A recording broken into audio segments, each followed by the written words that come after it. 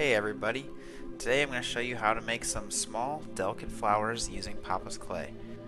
I'm going to use lilac Papa's clay, but you can use almost any color that you like to make this and have a very similar effect. So the first thing you need to do is roll out your clay as thin as you can make it. If you have a pasta machine, that's going to be the most convenient and quick way to do it, but if not, you can use a clay roller or almost any other type of roller that you have in your house.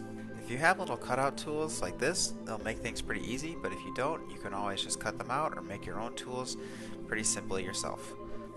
To make a flower, just cut out 4 even pieces and then take your first piece and put it in your palm. Use a ball stylus if you have one to flatten and smash it out, but if you don't, you can just use your other finger to press it down and flatten out even more. Again, if you have another stylus, an even smaller one, you can use that to thin out your flower even thinner to make it look a little bit more realistic and delicate. Take an X-Acto knife and cut the edges to give it even more of a realistic flower effect. I probably should not be doing this on my hand. I don't recommend that you do it on your hand either. Once you have completed your second flower petal, set it down and place it very gently on top of your first one in either a X or a plus formation. And then once you have all 4 of them put together, take a little bit of green clay. I'm using Papa's Clay Kiwi Green. Set it down in the middle and just use a little needle tool to give it some texture. If you don't have any color pastels, you can be done here and have a great looking flower.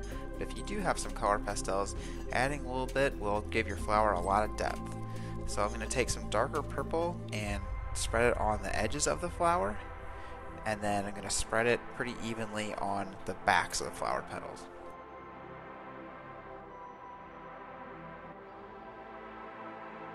As you see, so after I take the purple, I'm going to use a little bit of white and add the white around the center of the flower. And then I'll take the green and add it in the very middle to give it a little bit of a pollen look.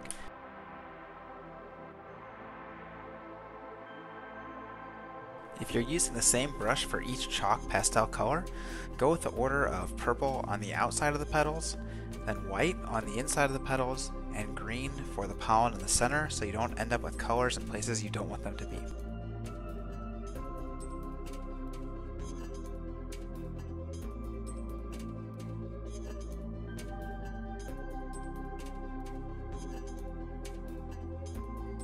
These flowers have a ton of uses and are great for tiny details, embellishments, and adding to jewelry.